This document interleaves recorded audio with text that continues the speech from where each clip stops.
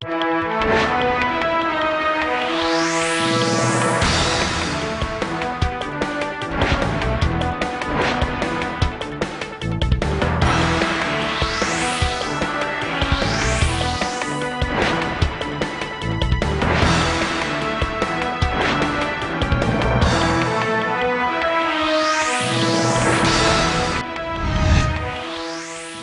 ang ating headlines.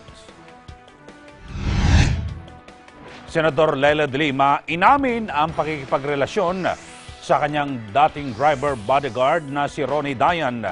Disbarment case laban sa senadora titibay pa ayon sa Department of Justice. Resolusyon kontra sa pagpapalibing kay dating Pangulong Ferdinand Marcos sa libingan ng mga bayani bigong makakuha ng suporta sa Senado.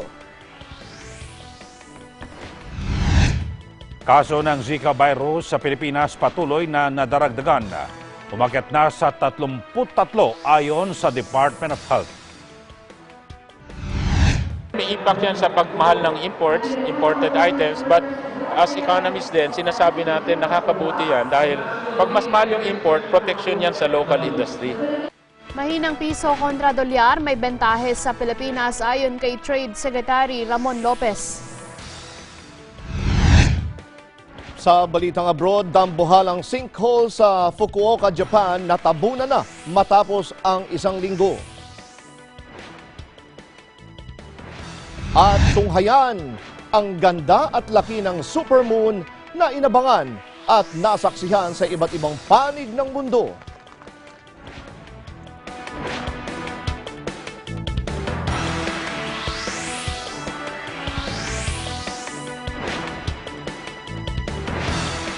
Magandang gabi Pilipinas, sa detalye ng ating mga balita.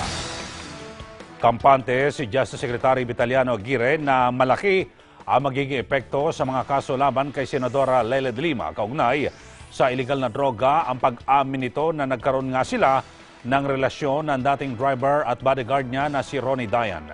Ayon kay Aguirre, lumaki ang posibilidad na talagang ginamit ni de Lima si Dayan sa pagkolekta ng pera mula sa mga high-profile inmates sa NBP. Si Erwin Temprante sa detalye. Sa pag-amin ni Senadora Leila de Lima sa naging relasyon nila ng kanyang dating bodyguard at driver na si Ronnie Dayan, pinagaan lamang ng senador ang trabaho ng Office of the Bar Confidant kung saan sinampahan siya ng disbarment case ng grupong VACC dahil sa immoralidad. As long as hindi pa kayo annulled, ibig sabihin mag-asawa pa rin sila. So, nandun pa rin yung pakikiapid niya sa isang tao may asawa. Ang conclusion niya, yung pag-admit niya, gumaan ang trabaho ng prosecution at bumigat ang pagdepensa niya sa sarili niya. Kita mo, inadmit niya, samantalang meron siyang immorality charge na disbarment. Ito ang inihayag ni Justice Secretary Vitaliano Aguirre II. Kasabay ng pag-amin ng senadora sa relasyon nila ni Dayan, lalo anyang naging kapanipaniwala ang mga pahayag ng nagsalita sa Kamara sa ginawa nitong pagdinig ukol sa paglaganap ng iligal na droga sa NBP na si Ronnie Dayan ng bagman o kolektor, ni de Lima ng drug money. Yung pag-amin ni de Lima na sila ay mag-asawa ni Dayan ay lumakas ang probability na talagang alam ni de Lima yung ginagawa ni Dayan at lumakas ang probability na totoo yung sinasabi ng mga inmates na talagang sila ni Jonel Sanchez ang binibigyan nila ng pera para kay de Lima. Sa ngayon, ipinapaubaya na ng kalihim sa 5-man panel team ang paglalabas ng subpoena kay Senadora de Lima upang magsumite ng kanyang counter affidavit hinggil sa 4 na kasong isinampa sa kanya mula sa grupong BACC, dating mga opisyal ng NBI, ang inmate na si JB Sebastian at ng NBI. Samantala, naniniwala si Justice Secretary Aguirre na nasa Northern Luzon lang si Dayan at kinakanlong ng ilang politiko. Itinuturing na wanted si Ronnie Dayan dahil may arrest warrant matapos hindi sumipot sa pagpapatawag ng Kamara sa ginawang pagdinig sa isyu ng illegal na droga sa pambansang piitan. During the congressional hearing, talagang kinuha namin yan, pinasubaybayan namin sa NBI. But apparently, he's being protected, doon nagtatago yan sa norte. And he is protected by big-time politicians doon sa Pangasinan and other northern Luzon provinces. Para sa Eagle News, Erwin Temperante. I'm one with 25. Kasi may warrant of arrest. Umaapela na si Senadora Leila de Lima ng privacy sa kanyang personal na buhay.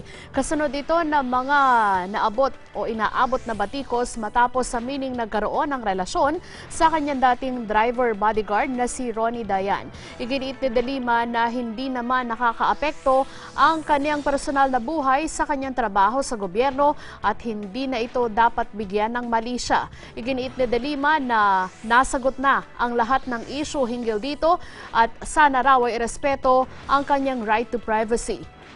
Wala rin anya itong kinalaman sa ibinibintang sa kanya kaugnay ng pagkakasangkot sa drug operations sa New Bilibid Prison at handa niyang harapin ang anumang kasong isasampa laban sa kanya. ₱1 milyon ang inilagak na pabuya para sa ikadarakip ng dating driver at bodyguard ni Senator Leila de Lima na si Ronnie Dayan. Ayon sa grupong Volunteers Against Crime and Corruption o VACC, ₱1 milyon ang kanilang nalikom para maging pabuya sa makapagbibigay ng impormasyon ng kinaroroonan nito. Una nang pinaaresto si Dayan dahil sa contempt at kabiguang pagharap sa House of Representatives. Si Dayan ay akusado sa umunoy pagtanggap ng drug money para sa campaign expenses ni de Lima. Una nang inamin ni de Lima ang pakikipagrelasyon nito kay Dayan na tumagal ng ilang taon. Inihayag naman ni Attorney Ferdinand Topacio at Volunteers Against Crime and Corruption VACC Chairman Dante Jimenez na mula sa 7 negosyante ang nasabing pera na hindi na ito pinangalanan pa. Patuloy naman umano ang kanilang pagkikipag-ugnayan sa PNP-CIDG para pangasiwaan ang pagbibigay pabuya sa informant. Kailangan naman magbitiw sa pwesto ni Senator Leila de Lima. Ito ang panawagan ni Chief Presidential Legal Counsel Secretary Salvador Panelo matapos aminin ng senadora ang naging relasyon nito sa kanyang driver bodyguard na si Ronnie Dayan. Sa statement na inilabas ni Panelo, sinabi nito na ang pag-amin ni de Lima ay makapagpapatunay sa una ng inahayag ni Pangulong Rodrigo Duterte na pagiging immoral umano ng senadora.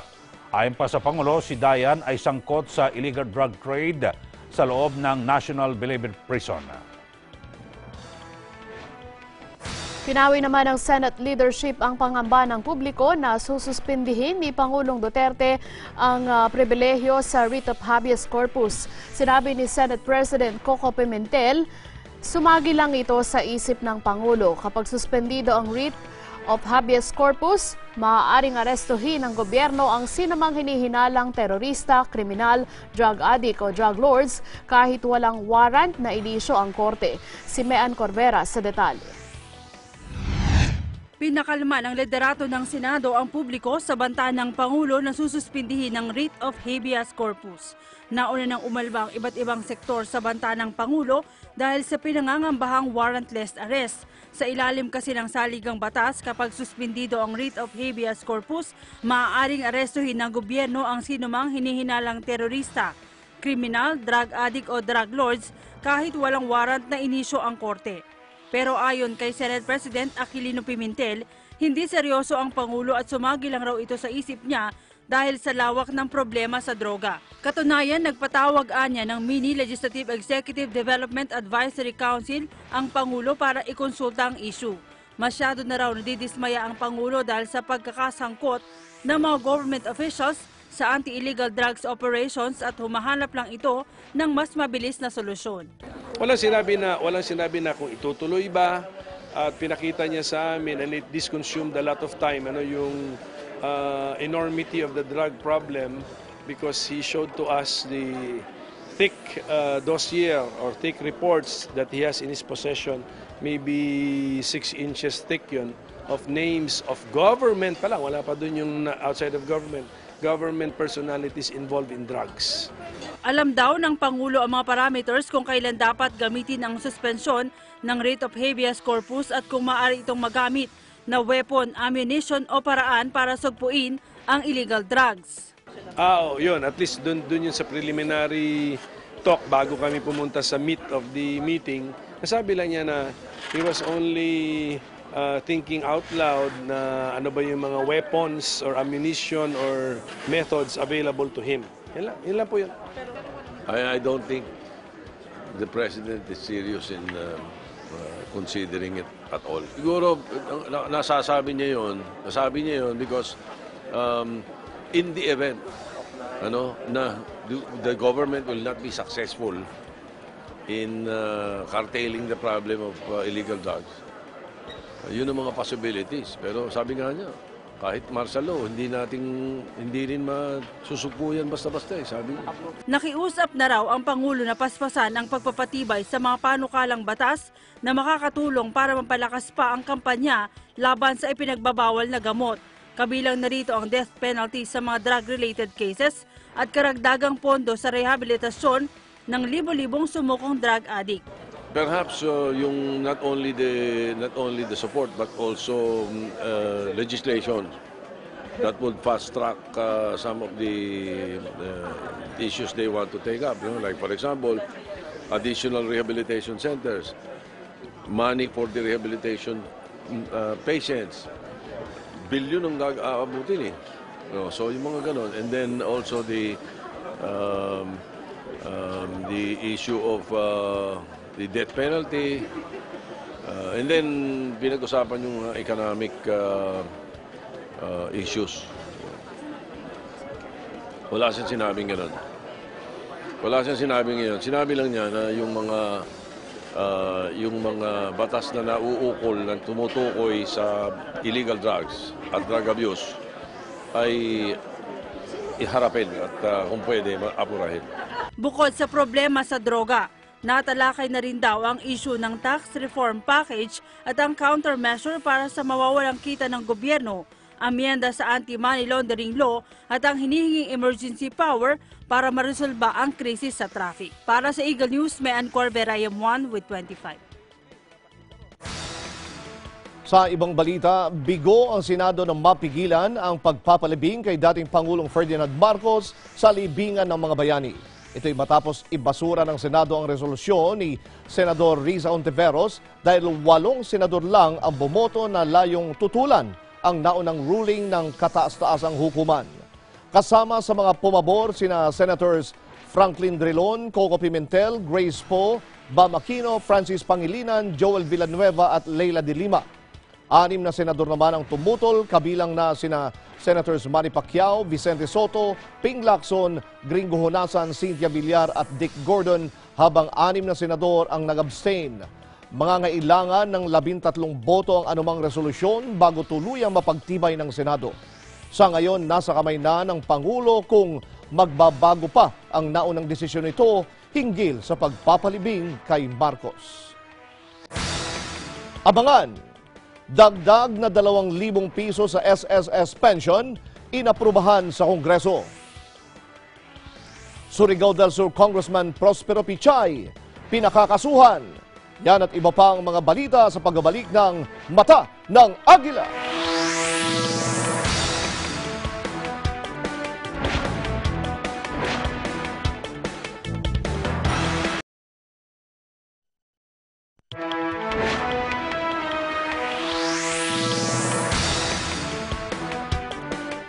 Aprobado na sa House panel ang panukalang SSS Pension Hike.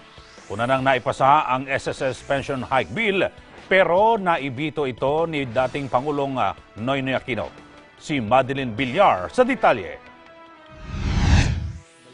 Inaprobahan na ng House Committee on Government Enterprises and Privatization ang committee report para sa panukalang dagdag 2,000 piso sa SSS pension. Dahil dito, iaakyat na sa plenaryo ng Kamara ang SSS Pension Hike Bill para sa plenary debate bago ang approval ng kapulungan.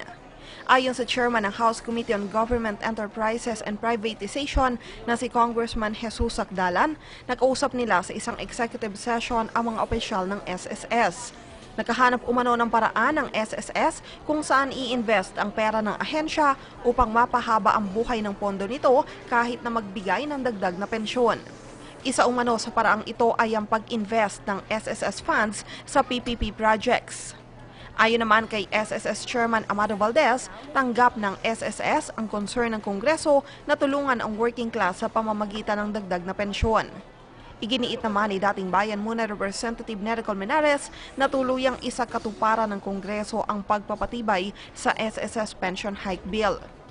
Ayon kay Colmenares, hindi dapat na magpadala ang Kongreso sa mga pananakot ng SSS dahil ang mga mambabatas lamang ang may kapangyarihan na bumuo ng panukala at gawin itong isang ganap na batas. Matatandaan na noong 16 Congress ay naipasa ang SSS Pension Hike Bill pero nabito ito ng nooy Pangulong Noynoy Aquino. Para sa Eagle News, Madeline Villar, Amuan with 25. Wala magagawa ang Pilipinas kundi maghintay ng gagawin ni US President-elect Donald Trump na ipadeport ang lahat ng illegal immigrants sa Amerika. Sinabi ni Presidential Communications Secretary Martin Andanar, batay sa record ng Department of Foreign Affairs o DFA, mayorya sa mga Pinoy sa US ay legal ang kanilang papel. Ayon kay Andanar, magkakaroon ng adjustment sa sandaling maupo na si Trump bilang bagong Pangulo ng US. Tinatayang nasa higit kumulang 3 milyong Pinoy ang naninirahan sa Estados Unidos. Naharap na rin ngayon sa ethics complaint si Surigao del Sur Representative Prosper Pichay na isinampa ni Surigao del Norte Congressman Ace Barbers. Inakusahan ni Barbers si Pichay ng unethical behavior, paglabag sa anti-graft law at konstitusyon, abuse of authority, inappropriate behavior, conflict of interest at conduct unbecoming of a public official. Si Madeline Villar sa report. Formal nang ipinagharap ng reklamo sa House Ethics Committee ni Surigao del Norte Congressman Ace Barbers ang kapwa-kongresista nito na si Surigao del Sur Congressman Prospero Pichay. Sa kanyang reklamo, inakusahan ni Barber si Pichay ng unethical behavior, paglabag sa anti-graft law at konstitusyon, pag-abuso sa kapangyarihan, inappropriate behavior, conflict of interest at conduct unbecoming of a public official. Bago ang paghahain ng reklamo, una nang isiniwalat ni Barber sa kanyang privilege speech sa Kamara na si Pichay umano ay nasa likod ng illegal mining ng nickel ore sa Clavero, Surigao del Norte. Parang ninakaw mo. No? Kaya nga nakadikit dito sa aking complaint, no? sa ethics complaint, hindi lamang yung sagot ko dun sa kanyang ikinasong disorderly behavior against me, but also the violations and infractions he has committed, no, with respect to the violation of the Constitution at saka violation dun sa RA 3019. Ginamit umano ni Pichay dito ang illegally acquired nito na CMDC Mining Company. Sa pamamagitan umano ng CMDC, kumita si Pichay ng 86 million pesos sa illegal na pagmimina. Ayon kay Barbers, ninakaw at ginamit ni Pichay ang pangalan ng CMDC Mining Company para makapagmina sa Surigao at Birinaso ang DNR, pati ang Mines and Geosciences Bureau para magawa ang gusto nito. Matatanda ang sina Barbers at Pichay ay muntik na magkasuntukan sa gitna ng pagdinig kaugnay sa charter change. At dahil dito, kinasuhan ni Pichay si Barbers sa House Ethics Committee. At bagamat naghahain din ang kanyang counter-complaint si Barbers, iba naman ang ginamit nitong basihan laban sa nakaalitang kongresista. Pero mariin namang itinanggi ni Pichay ang lahat ng mga alegasyon ni Barbers laban sa kanya. Para sa Eagle News, Madeline Villar, Amuan with 25. 45 kilo ng shabu nasabat ng mga tauhan ng PNP Anti-Illegal Drug Group sa Quezon City. PNP Chief Director General Ronald Bato de la Rosa iminungkahing ibalik ang death penalty upang matakot ang drug lords. Alamin natin ang detalye mula kay Mar Gabriel. Mar.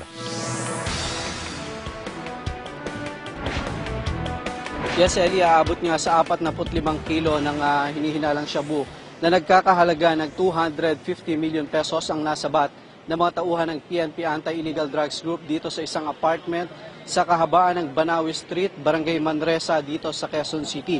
Ayon kay AADG spokesperson, Police Superintendent Enrico Rigor, pasado alas 3 ng hapon nang pasukin nila itong apartment sa bisa na rin ng isang search warrant. Pagpasok ng mga operatiba, natagpuan sa isang kwarto ang 25 kilo ng shabu. 15 kilo naman ang nakita sa isang kwarto habang may 5 kilo ng shabu ang nasabat sa loob ng isang itim na SUV na nakagarahe dito sa labas. Arestado naman ang 4 na sospek na pawang mga magli-live-in partner. Sila ay sina Eduardo Dario at Rhea May Libira at sina Gemma Rose Codera at si John Ray Bungkasan na pawang mga Pilipino. Inabutan din dito sa bahay yung 2 bata na umano'y mga anak nitong mga sospek. Sa initial na investigasyon, lumalabas na nagsilbi umanong storage ng shabu ang bahay na ito, kung saan natagpuan din ang ilang balikbayan box at hinihinalang pinaglagyan ng mga shabu. May mga natagpuan ding activated charcoal sa loob ng bahay na nagsisilbi umanong pangontra sa mabahong amoy ng shabu. Posible raw na ang naturang mga shabu ay isinusupply sa iba't ibang lugar dito sa Metro Manila.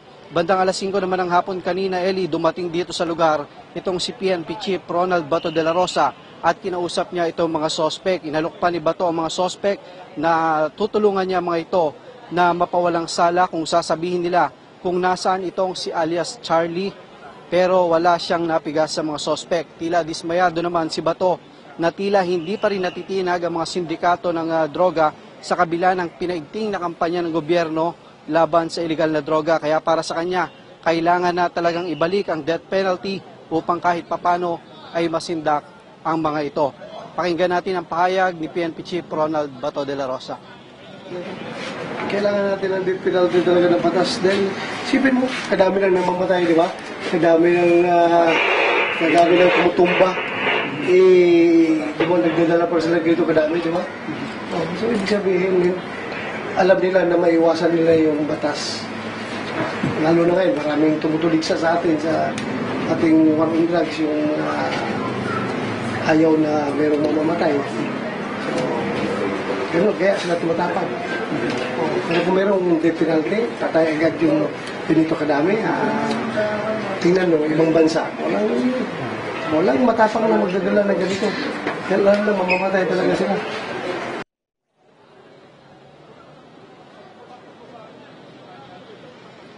Elisa, ngayon patuloy ang sinasagawang investigasyon ng mga otoridad para matukoy at maaresto itong si alias Charlie na siyang itinuturong amo itong mga naarestong sospek. Samantala, kinokontak na rin ng mga operatiba ng AIDG ang mga kamag-anak ng mga sospek para nga i-turn over itong 2 bata na natagpuan din dito sa loob ng bahay. Yan muna, Eli, ang latest mula pa rin sa Quezon City. Para sa Eagle News, Mar Gabriel, I'm Juan with 25. Maraming salamat kay Mar Gabriel, nagulat mula sa may Quezon City.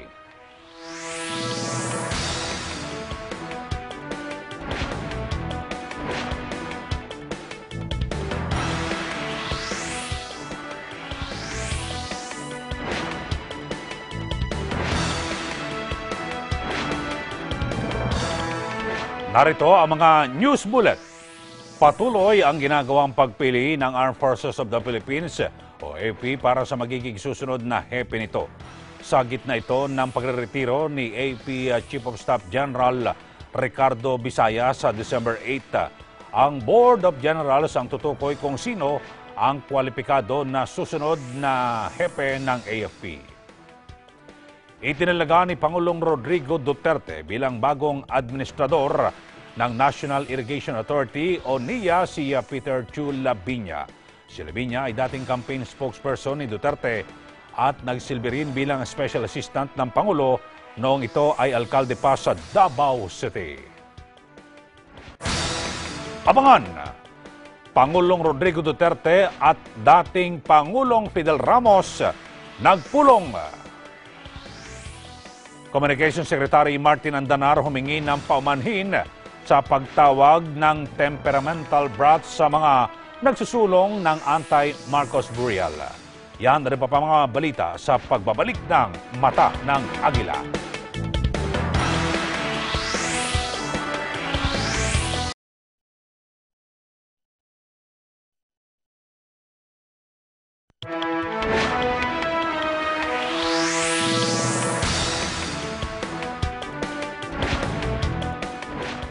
Nagpulong sina Pangulong Rodrigo Duterte at dating Pangulong Fidel V. Ramos.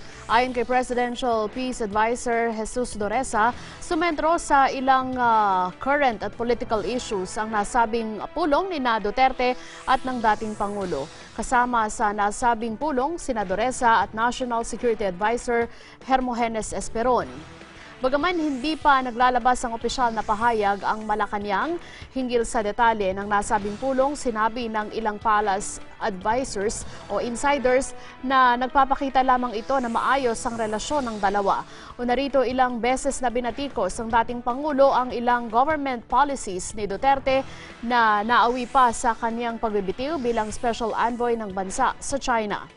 Magugunit ang sinabi ni Ramos na hindi dapat maging pabigla-bigla ang Pangulo sa kanya mga desisyon na may kaugnayan sa Estados Unidos. Pinakahuli rito ang pagpuna ni Ramos sa pagpayag ng Pangulo na mailibing sa libingan ng mga bayani ang mga labi ni dating Pangulong Ferdinand Marcos. Nauna nang sinabi ni Ramos na bagaman hindi siya sang-ayon sa ilang mga desisyon ni Duterte, ay nananatili naman ang kanyang suporta dito.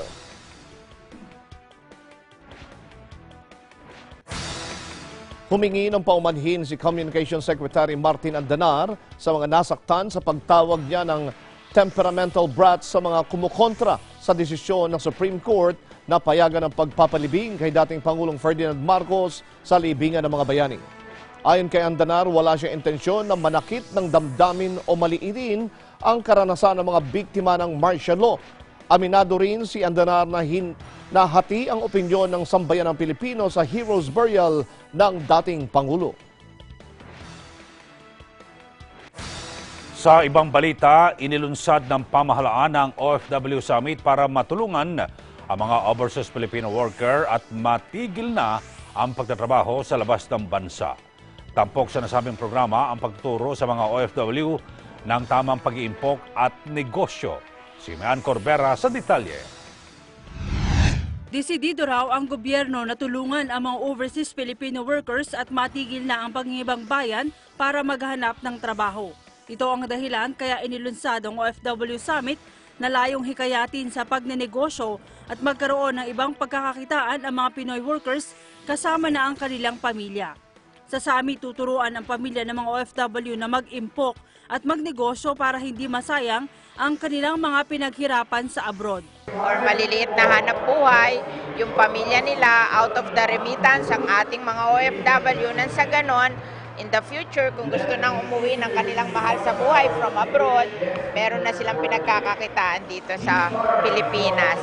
Batay raw kasi sa pag-aaral, sa kabila ng pangingibang bayan, karamihan sa pamilya ng mga OFW kabilang pa rin sa mga itunuturing na nasa poverty line. Siguro creating more jobs for them, creating more livelihood opportunities for them. Dalawa lang naman ang pupuntahan nila, it's jobs at saka small businesses. Either mag-entrepreneur ka o mag-employo ka. So both ways kailangan i-create natin para may pupuntahan sila in terms of income, di ba? So kami ang pinupursue namin is entrepreneurship. Magkaroon sila ng maliliit na negosyo.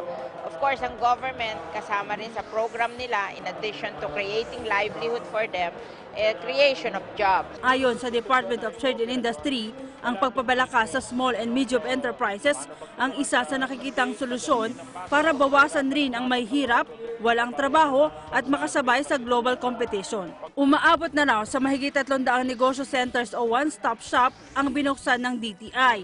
Ito'y para pabilisin ang proseso mula sa mga seminars hanggang sa pagkuha ng business permit para mas makahikayat ng maraming mamumuhunan. Malaking tulong raw ang negosyo center sa ekonomiya na umangat na ngayon ng mahigit 7%. Nationwide, huwag silang tumambay sa bahay dahil may iiwan po kayo sa pansitan. May iiwan kayo sa pag-grow ng economy natin na napakalakas ngayon. We're growing 7%. Kung nakatago ka sa bahay or nakatambay ka sa tindahan, may iiwan tayo. Kailangan lumabas tayo. We really have to go out, attend seminars like this, go to negosyo center, one-stop shop yon in terms of getting information, learning how to start and grow your business. May mentors din doon. Tuturuan kayo saan pwede kumuha ng kapital. So, kailangan yung, sabi nga natin, yung pagbabago ay manggaling sa atin. Para sa Eagle News, may Ancor Vera AM1 with 25. Pinag-aaralan na ng Bureau of Immigration o BI ang pagpapatupad ng Alien Amnesty Program para sa halos kalahating milyong dayuhan na iligal na naninirahan sa Pilipinas o ang mga walang kaukulang dokumento. Ayon kay Immigration Commissioner Jaime Morente, hindi nila arestuhin o ikukulong ang mga undocumented foreigners sa bansa. Sa halip, bibigyan sila ng pagkakataon na maisaayos ang kanilang mga papeles. Binigyang diin ni Morente na milyong-milyong piso ang nalulugi sa pamahalaan dahil sa pagtatayo ng negosyo ng mga nasabing dayuhan dahil sa hindi naman din ito nagbabayad ng karampatang buwis. Isinasaad sa batas na may multang hindi bababa sa 25,000 piso kada taon ang dapat bayaran ng mga turistang overstaying sa bansa. Batay sa tala ng immigration, pinakamarami sa mga overstaying na foreigners sa bansa ay mga Chinese, Indian at Korean nationals. Kinumpirma ni Justice Secretary Vitaliano Aguirre na natanggap na ng NBI ang hinihintay na tugon mula sa Anti-Money Laundering Council o AMLAC kaugnay sa investigasyon ukol sa mga pinaghihinalaang sangkot sa illegal drug trade. Ayon kay Aguirre, mahigit isang oras matapos ang talumpati ng Pangulo nitong Lunes sa anibersaryo ng NBI ay dumating ang tugon mula sa AMLAC. Ang tugon ng AMLAC ay may petsang November 11, 2016 pero dahil sulat kamay lamang ang petsa ay duda si Aguirre kung totoo ngang handa na ang mga dokumento sa nasabing araw. Sinabi pa ni Aguirre na may pinanggagalingan ang hinaing ni Duterte o Pangulong Duterte sa AMLAC dahil noong bago mag-eleksyon, mabilis na nasilip ang kanyang bank account sa BPI na sinasabing naglalaman ng 211 million pesos. Sana anya ay nag-imbestiga sa nasabing paratang ang AMLAC dahil makikita naman na walang ganoong kalaking halaga sa kanyang bank account si Pangulong Duterte. Kung ito anya ay nangyari sana, posibleng mas malaking boto ang nakuha pa ng Pangulo.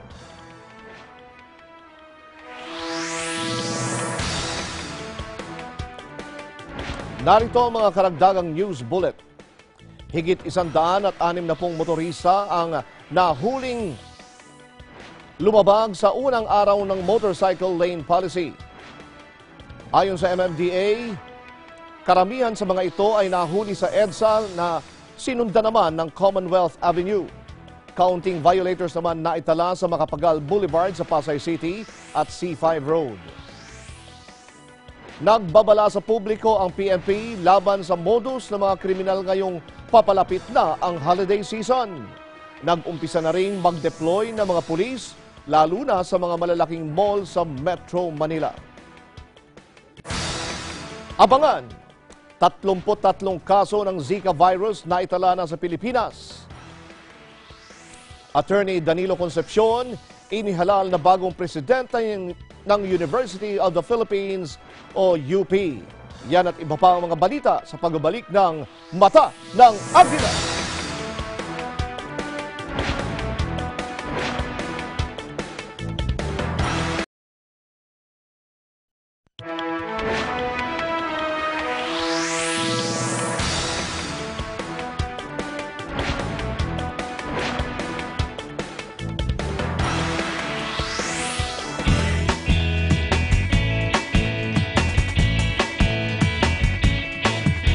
Inihalal ng Board of Regents ng University of the Philippines o UP ang abogadong si Danilo Concepcion bilang bagong presidente ng universidad.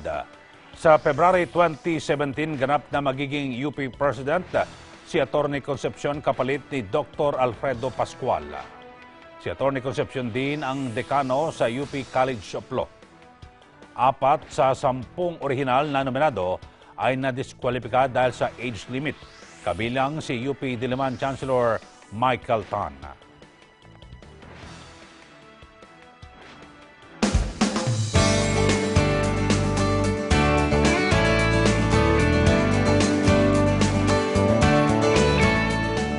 Nais ng Department of Health na limitahan ang pagbibigay ng antibiotics sa mga isinasagawang medical mission. Ayon sa DOH, paraan na ito upang maiwasan ang hindi tamang paggamit ng antibiotics na maaaring humantong sa tinatawag na antimicrobial resistance. Si Gerald Tagbo sa report.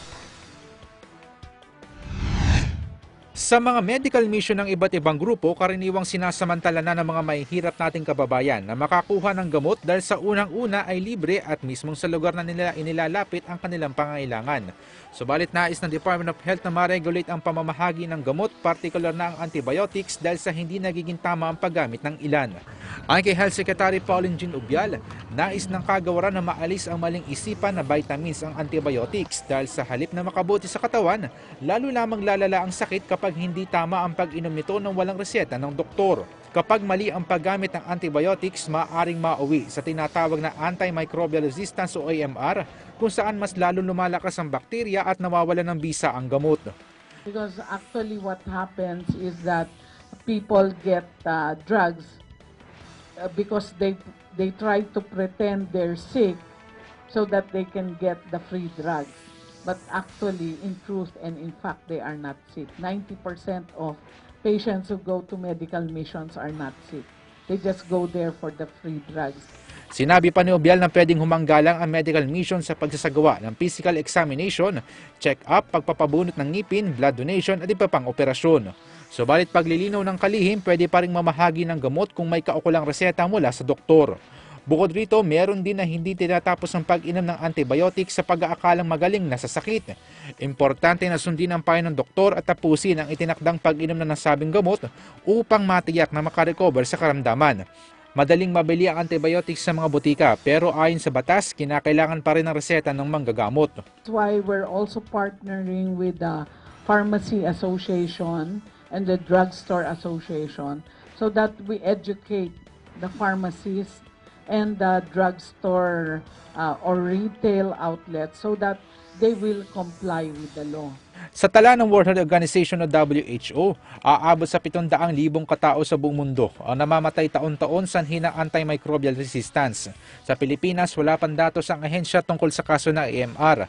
Inilunsad ng DOH ng WHO ang kampanya para labanan ng antimicrobial resistance kasabay ng paggunita sa Philippine Antibiotics Awareness Week. Para sa Eagle News, Gerald Tagbo, I'm 1 with 25. Pumalo na sa 33 ang kaso ng Zika virus sa bansa ayon sa Department of Health. Sa kanilang datos, higit sa 10 ang naragdag sa kaso ng Zika sa bansa.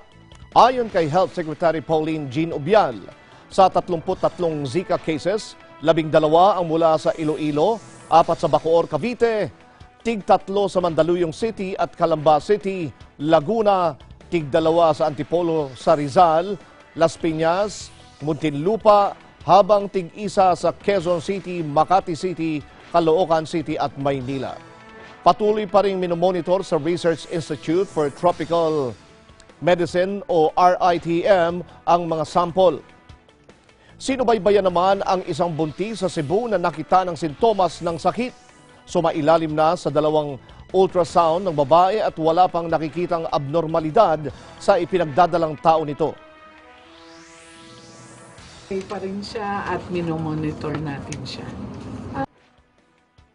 Tuloy-tuloy ang panawagan ng DOH na gawin ang 4S laban sa lamok na kinapapalooban ng search and destroy, maagang pagpapakonsulta, self-protection measures at pag-iwas sa pagsasagawa ng fogging kapag walang outbreak. Abangan! Pagsaksi sa supermoon sa iba't ibang panig ng mundo, biogas mula sa ihi ng tao na develop sa Mexico. Yan at iba pang mga balita sa pagbabalik ng Mata ng Agila.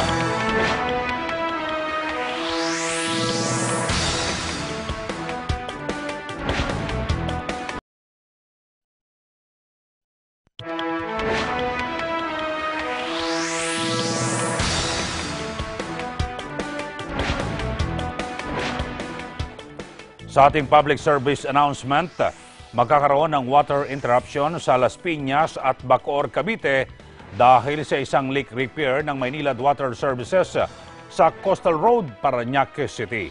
Magsisimula ang water interruption sa ganap na alas 10 ng gabi sa Huwebes, November 17 hanggang alas 6 ng umaga sa Biyernes, November 18. Apektado ang Barangay Manuyo 1, Pamplona 1, 2 at 3, Pulang Lupa 1 at 2, at Zapote, Salas Piñas at Barangay Alima, Banalo, Campo Santo, Daang Bukid, Digman, Habay 1, Kaingin, Manolo 1 at 2, Maliksi 1 at 3, Nyog 1, Panapaan 2 at 4, Tabing Dagat, Sinigwalasan at Talaba 1, 3 at 4 at 7 sa Bacoor, Cavite.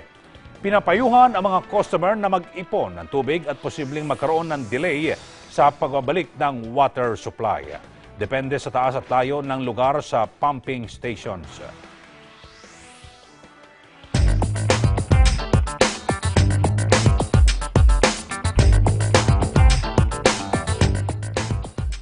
Mas malaki umano ang magiging bentahe sa Pilipinas ng paghina ng halaga ng piso kontra sa dolyar. Ayon kay Trade and Industry Secretary Ramon Lopez na isa ring ekonomista, ang paglakas ng dolyar ay nagsisilbi pa umanong proteksyon sa local industry ng bansa. Ito dahil mas malakas ang lokal na industriya kumpara sa mga produktong ini-import sa ibang bansa. Mas magkakaroon anya ng potensyal ang mga lokal na negosyo dahil higit na magmamahal ang mga imported item. Sabi ni Lopez, hindi dapat mabahala ang publiko lalo na ang mga nasa sektor ng pagnenegosyo dahil magpapalakas lalo ito sa daily consumption. May impact yan sa pagmahal ng imported items, but as economists din, sinasabi natin nakakabuti yan dahil pag mas mahal yung import, protection yan sa local industry. Pag dito mo pinuduce, mas may lamang ka kasi mahal yung pasok ng kalaban mo eh. So natural protection yan. Samantala, posibleng lalong humina ang value ng piso kontra dolyar matapos magsara ang palitan ng piso kontra US dollar sa 49 pesos and 20 centavos kahapon. Ayon sa market analyst, sa mga susunod na araw ay malamang sumadsad sa 49 pesos and 50 centavos ang palitan ng piso sa isang dolyar at posibleng bumulusok pa ito sa 50 pesos. Nagpahina nila sa piso ang inaasahang mataas na interest rates sa US sa ilalim ng Donald Trump presidency na nagdudulot ng pagtaas o pagtagas ng pondo sa mga tinatawag na emerging markets tulad ng Pilipinas. Patuloy rin nila sa pagtatag ang value ng US dollar. Gayunman, pabor naman para sa mga exporter at pamilya ng OFWs ang malakas na dolyar lalo na ngayong holiday season. Nagsara naman ang palitan ngayon sa trading sa 49.13 kontra dolyar.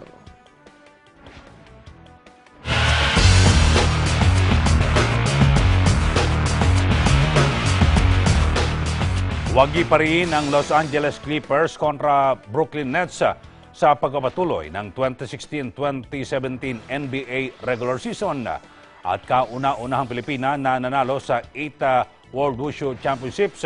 Paparangalan ang Eagle News Sports. Ihahatid ni Ben Bernaldez. Wagi pa rin ang Los Angeles Clippers sa pagpapatuloy na 2016-2017 NBA regular season. Sa score na 95-127, tinalo ng Clippers ang Brooklyn Nets sa pangunguna ni Chris Paul na nagtala ng 21 points at 9 assists. Dahil sa nasabing panalo, napanatili ng Clippers ang #1 spot nito sa team standings ng Eastern Conference. Samantala sa Wushu na isumiti na sa lokal na konseho ng Baguio ang isang resolusyon para sa pagkilala kay Divine Masada Wally at sa coach nitong si Tan Siu Tong Tony Candelaria. Ito ay matapos masungkit ni Wally ang gintong medalya sa 8th Sanda World Cup na ginanap sa Xi'an, China. Ayon kay Baguio City Councilor Arthur Alad-Iw, naghain ng resolusyon na nakapagtala ng kasaysayan si Wally matapos manalo bilang pinakaunang Pilipina sa 8th World Wushu Championships. Aniya ang pagkapanalo ni Wally ay hindi lamang isang karangalan sa lungsod ng Baguio, kundi maging sa buong bansa. Una na ito nakakuha ng gintong medalya sa 13 Wushu Championship na ginanap sa Jakarta, Indonesia at gintong medalya rin sa 19 Asia Wushu Competition sa Taoyuan, Taiwan. Para sa Ian Sports, ako si Ben Bernaldez and I'm 1 with 25. Isang linggo matapos ang matagumpay na laban sa Las Vegas, Nevada, nag-courtesy call sa Malacanang si pambansang kamao at senador Manny Pacquiao kay Pangulong Rodrigo Duterte. Sa pagkikita ng dalawa, itinaas ng Pangulo ang kamay ni Pacquiao at sinabing presidente na ito. Binigyan din ni Pacquiao ng fight on shirt ang Pangulo. Sa kanilang pagpupulong, sinabi ng Pangulo na tama ang ginawang pagdepensa nito kay PNP Chief Ronald De La Rosa dahil sa issue ng pagtanggap nito ng all-expense free trip para mapanood ang laban nito sa Las Vegas. Una nang naglunsad ng investigasyon ng Office of the Ombudsman dahil sa paglabag umano sa Presidential Decree 46, ang pagtanggap ng kahit anumang regalo ng mga opisyal at kawani ng gobyerno sa kahit anumang okasyon. Mariin namang iginiit ni De La Rosa na walang masama sa ginawa nito. Samantala, nagbiro naman ang pambansang kamao ng rematch sa pagitan nina Floyd Mayweather Jr. Sa kanyang Facebook post, game na nag-post si Pacman habang ipinapakita ang jacket nito na may larawan nila ni Mayweather.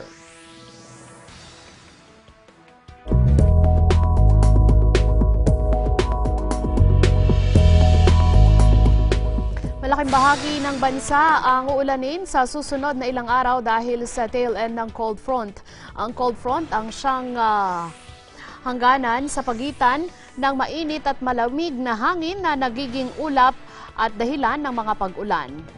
Kaya asahan ang pagbaha at landslide sa Quezon, Oriental Mindoro, Marinduque at Camarines Norte dahil sa mga pag-ulan.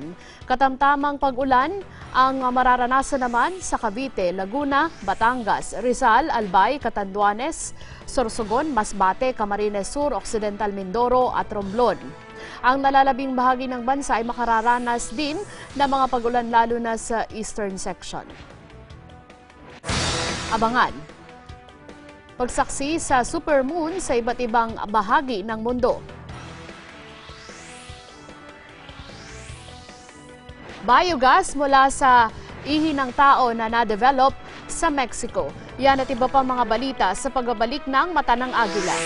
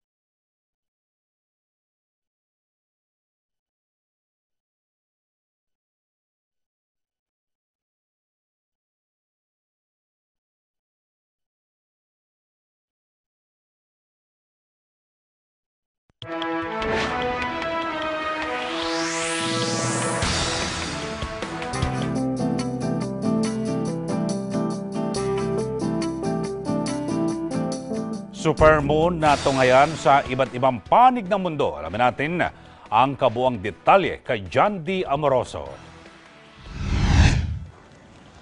Nasaksihan sa iba't ibang panig ng mundo ang liwanag, ganda at laki ng supermoon kagabi. Ilan sa nakasaksi ng ganda nito ay ang Washington na siyang nagliwanag sa US Capitol Marble Monuments and Capitol Hill.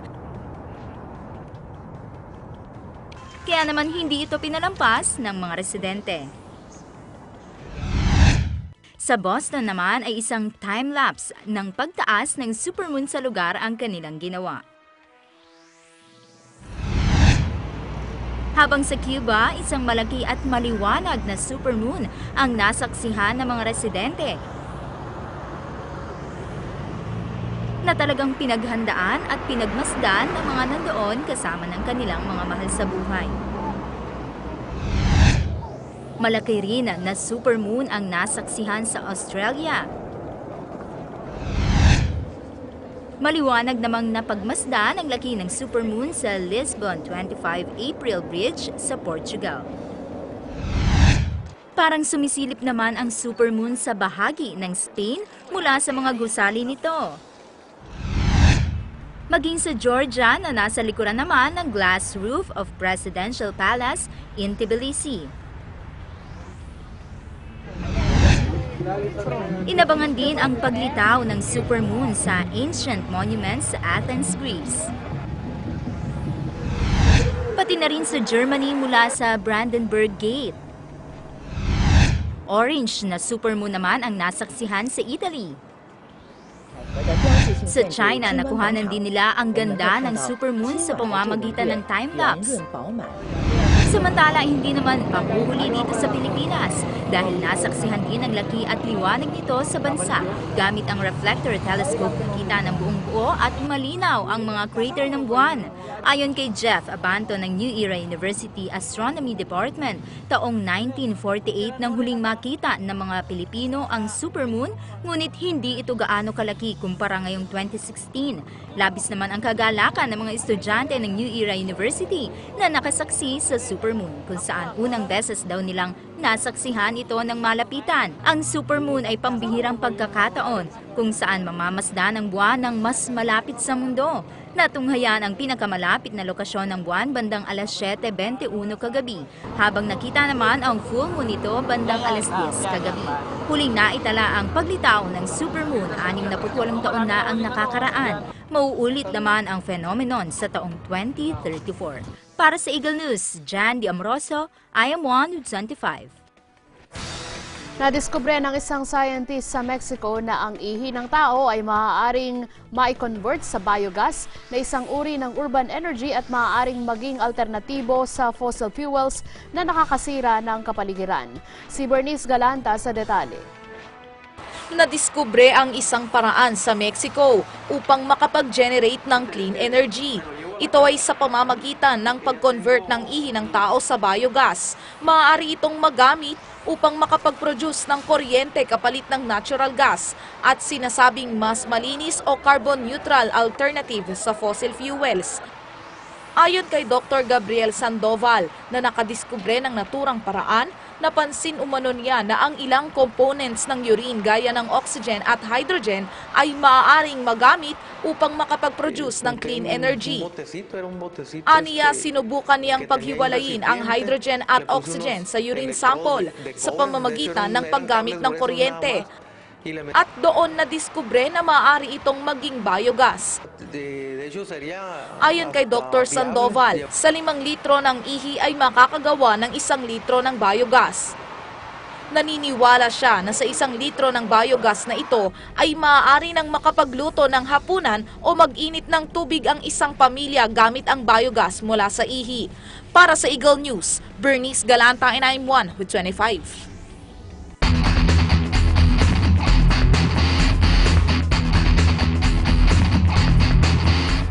Negatibo sa iligal na droga ang unang batch ng mga opisyal at empleyado ng Department of Justice o DOJ na sumailalim sa drug test. Sinabi ni Justice Secretary Vitaliano Aguirre, ito ay batay sa resulta ng unang 80 kawani ng departamento na sumailalim sa mandatory at random drug test. Tuloy-tuloyan niya ang random drug test sa 700 mga empleyado ng DOJ. Ayon sa kalihim, ang drug test sa DOJ ay bahagi pa rin ng kampanya ng pamahalang Duterte laban sa iligal na droga.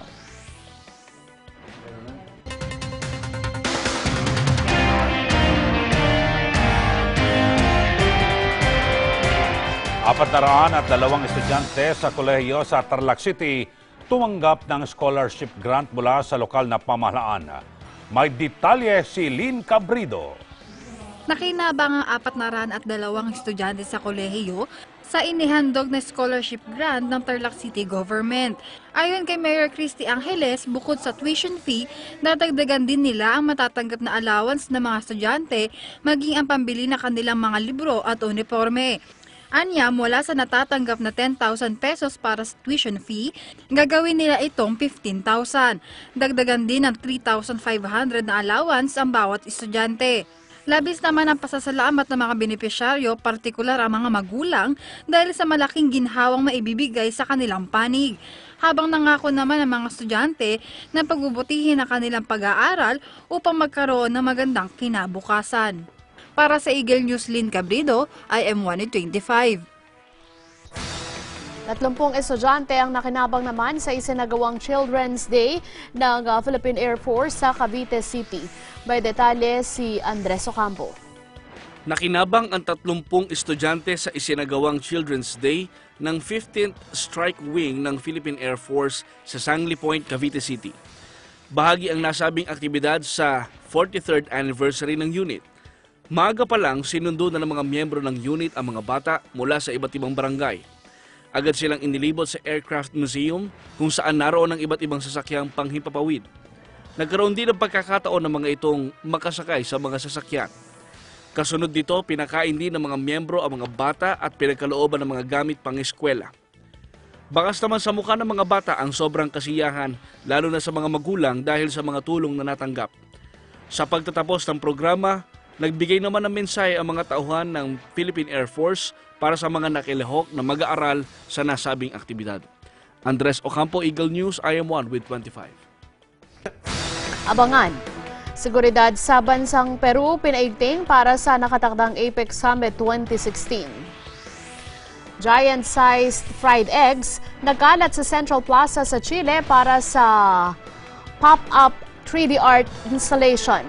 Yan at iba pang mga balita sa pagbabalik ng Mata ng Agila.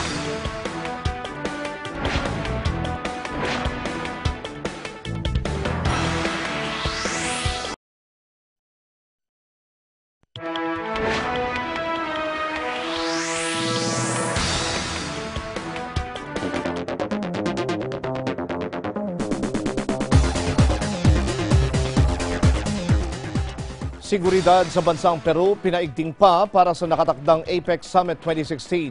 Yan at iba pa mga balitang abroad sa report ni Ronald Neri.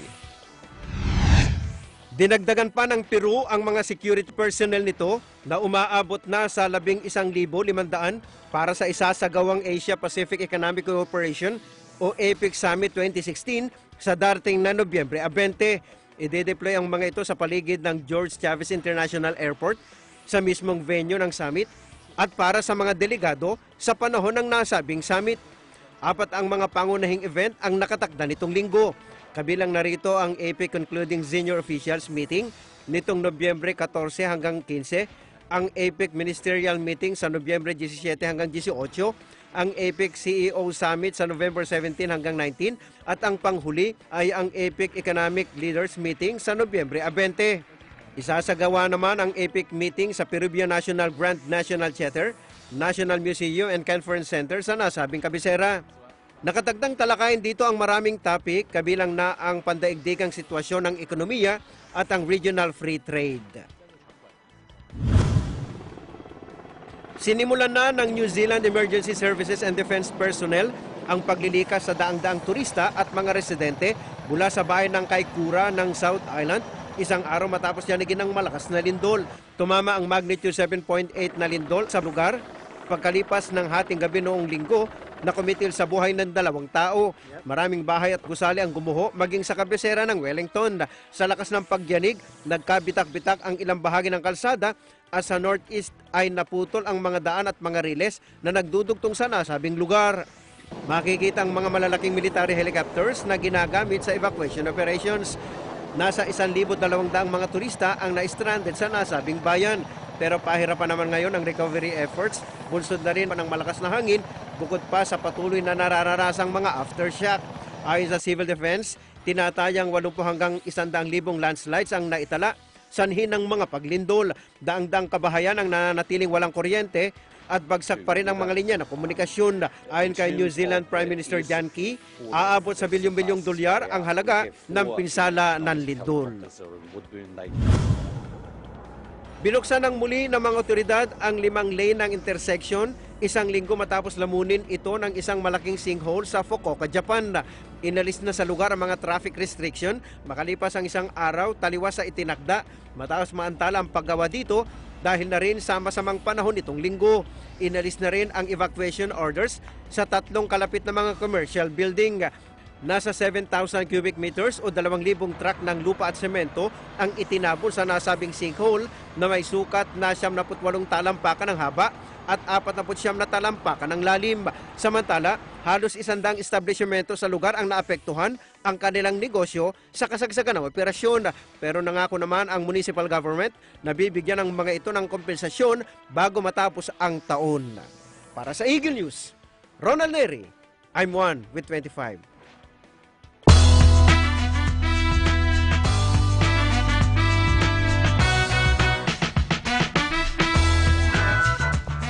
Doctor Strange nanguna sa box office sa may kitang $43 million. Yan at iba pa mga entertainment news siya hatid ni Alexis Su.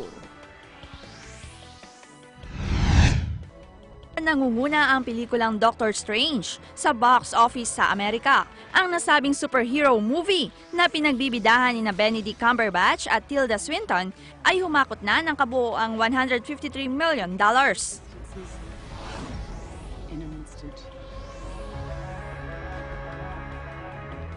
Get from here to there. How did you become a doctor? Study and practice. Years of it.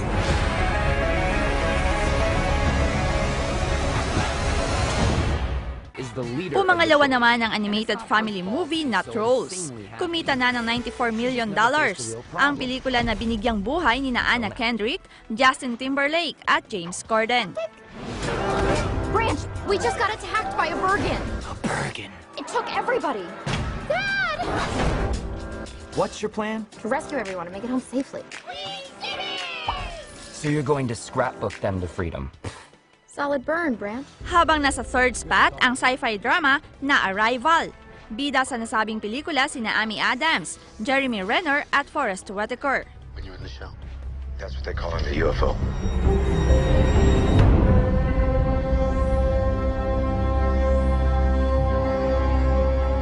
Who's being carted off in the medevac? Not everyone is wired for what you're about to do. So what do they look like? Tuloy na sa April 4, 2017 ang pinakaaabangang concert ng British band na Coldplay sa Pilipinas. Kaugnay nito ay inilabas na ng promoter ang halaga ng mga tickets para sa naturang concert. Nagaganapin sa SM Mall of Asia Open Grounds. Pinakamataas na halaga nito ay 22,500 para sa VIP at ang pinakamababa naman ay 1,800 para sa general admission. Matatandaan na noong nakaraang Hunyo pa inanunsyo ang concert ng Coldplay sa Pilipinas. At kahapon ay kinumpirma ito mismo ng banda sa kanilang Facebook page. Para sa Eagle News, Alexis Sur M1, with 25.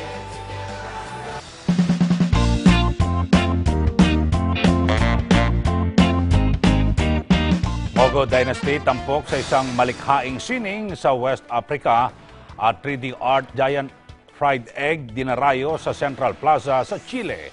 Alamin natin ang kabuong detalye kay John De Amoroso. Nagbukas ng isang malaking exhibition ng isang pintor sa Abidjan sa West Africa. Kinilala siya na si Abu Dia na talagang hilig ang pagpipinta. Tampok sa kanyang mga likha ang ilang kakaibang sining tulad na lamang ng iba't ibang larawan ng Mogo Dynasty o ng mga street children sa buong mundo. Pero isa sa agaw pansin sa kanyang obra ay ang pinagsama-samang mga damit. Marami namang turista ang naaliw at bumilib sa mga likhang sining ni Abu Dia. Samantala, agaw pansin naman ng ilang giant-sized fried eggs na nagkalat sa Central Plaza sa Chile. Ang 3D art installation na ito ay bahagi ng Artistic Expression Fest na kanilang tinawag na Hecho en Casa na ibig sabihin ay made at home. Ginawa ito ng Dutch artist na si Henk Hofstra at tinawag niyang art accident ang kanyang likha. Ang mga giant fried egg na ito ay may sukat na 10 meters in diameter. Marami sa mga residente ang nagulat dahil sa laki at sa gayang-gaya nito ang naturang itlog. Kaya naman kanya-kanya ang pagsiselfie ng mga dumarayo rito. Para sa Eagle News, Jan De Amoroso, I'm 1 with 25. Asuman nyo ang kabuuan ng mga balita dito po sa Mata ng Agila. Samantala, nasa Facebook at Twitter ang Mata ng Agila. Like lang sa Facebook ang aming fanpage at sundan ang Mata ng Agila sa twitter.com/matanangagila25. Bisitahin din ang aming website eaglenews.ph. Para sa mga bago at patas na balita mula rito sa bansa at iba't ibang panig ng mundo, ito ang Mata ng Agila. Ako po si Eli Saludar. Ako si Weng de la Fuente. At ako naman si Sam Cepeda. Maraming salamat sa inyong pagsubaybay. Magandang gabi. And We are one with 25.